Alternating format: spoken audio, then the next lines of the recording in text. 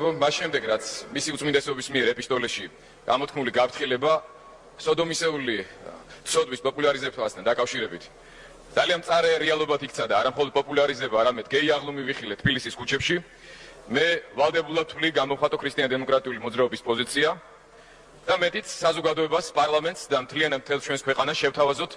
კონსტიტუციური ცვლილებების ახალი პლაკეტი, რომელიც მოიცავს 5 მნიშვნელოვან ცვლილებას მოქმედ კონსტიტუციაში. თავიდანვე მინდა ვთქვა, რომ ჩვენ გმობთ ძალადობის ყოველგვარ გამოვლინებას,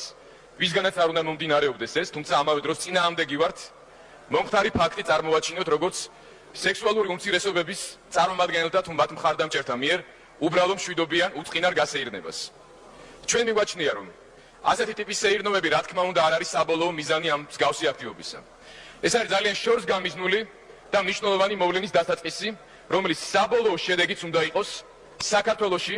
ჰომოსექსუალიზმის, მამათმავლობის, გახსნილობის, გარყვნილობის, გაუკუღმართებული ცხოვრების წესის მორალური და სამართლებრივი ლეგალიზაცია.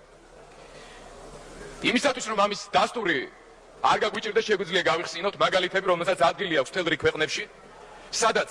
მიუხედავად იმისა, რომ სექსუალური უმცირესობების წარმომადგენლებს ადამიანის უფლება და დაცვის კუთხით, მათი ჩაგვრის კუთხით დიდი ხანი არანაირი პრობლემები არ აქვს და ამ თვალსაზრისით არც საქართველოში განიცდიან ისინი რაიმე სახის სისხლის სამართლებრივ დევნას, მიუხედავად ამისა, მთელ რიგ ევროპულ სახელმწიფოებში ეს ჯგუფები ამით სრულიად არ დაკმაყოფილდნენ და პირიქით.